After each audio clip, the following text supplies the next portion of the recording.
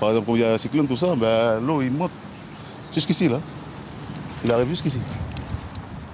Et là, l'eau c'est rempli. Et la cabane là-bas, elle est tout inondée. François Véa en a marre. Marre de zigzaguer entre les flaques d'eau boueuse, marre de craindre à chaque grosse pluie que l'Arroyo, ou plutôt ce qu'il en reste, vomisse ses immondices. Il y a 20 ans, pourtant, ce bras de mer qui traverse le squat était propre. Voici ce qu'il en reste. Ça, c'est les saletés. Ça vient de là-bas, puis après, c'est bloqué ici. On a demandé toujours à la mairie pour nettoyer. Les moustiques, c'est à cause de ça. Mais comme j'ai demandé à eux de nettoyer, comme ça, il n'y a plus de moustiques, mais ils n'ont pas écouté. Si l'entretien du terrain et des arroyos relève de la compétence provinciale, le ramassage des ordures dépend, lui, de la municipalité. Mais hormis quelques opérations ponctuelles, rien n'est fait. Pas de collecte de déchets ni de bennes. Du coup, chacun se débrouille comme il peut pour nettoyer son bout de terrain. Avant, on a travaillé avec la mairie. Ils ont fait venir des bennes. Et le jour où ils ont ramassé les bennes, ils ne sont plus revenus. Fini. Je ne sais pas ça fait combien d'années maintenant. Il n'y a aucun système de ramassage d'ordures dans le squat Coca-Cola. Non. Comme beaucoup d'habitants du squat, François Véa se sent abandonné. Pourtant, ses demandes sont simples. Un emplacement pour l'été pour les enfants, après l'école, pour le transport des enfants à partir d'ici à l'école.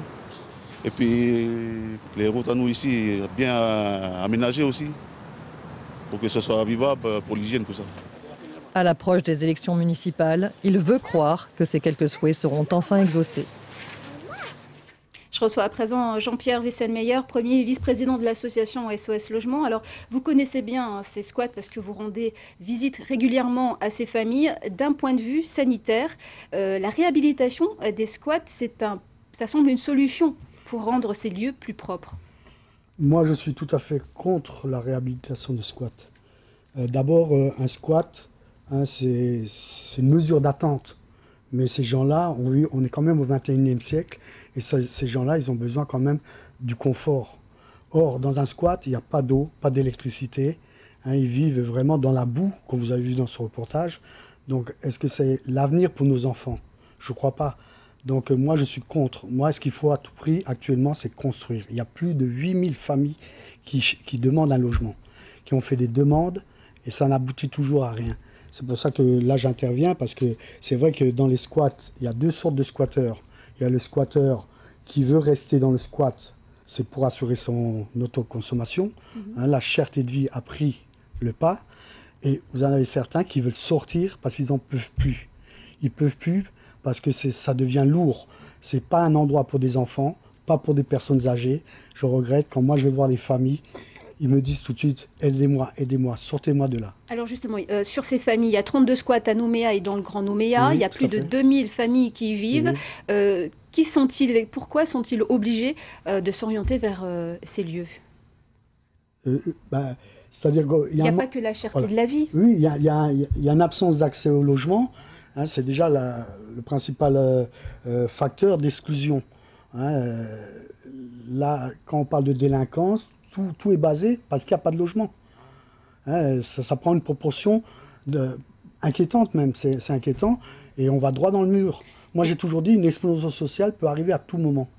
Donc ces gens-là, ils n'ont pas le choix. Ils n'ont pas demandé de vivre dans un squat. Ils sollicitent votre aide justement pour avoir accès à ce logement. Quelle démarche vous effectuez pour les aider? Alors les gens qui viennent nous voir, il y en a, d'abord il y a un manque d'informations pour certains. On les envoie surtout vers la maison de l'habitat pour monter un dossier. Vous avez des cas dramatiques parce qu'il y a de la surpopulation aussi qui se fait dans les logements. Alors il y a des tensions qui se font. Ils viennent nous voir. On essaie de trouver des solutions. On essaie d'appuyer leur dossier quand il y a des dossiers qui ont été faits. Mais c'est vraiment minime. Vraiment, on arrive parfois à placer des familles, mais c'est assez dur. Merci Jean-Pierre Wesselmeyer d'être venu sur ce plateau, et je tiens à signaler que pour soutenir l'action de l'association, vous avez réalisé une série de photos, des portraits de familles vivant dans les squats. Ces photos sont réunies dans ce livre, mis en vente par l'association. Un numéro de téléphone, le 94 18 89 94 18 89.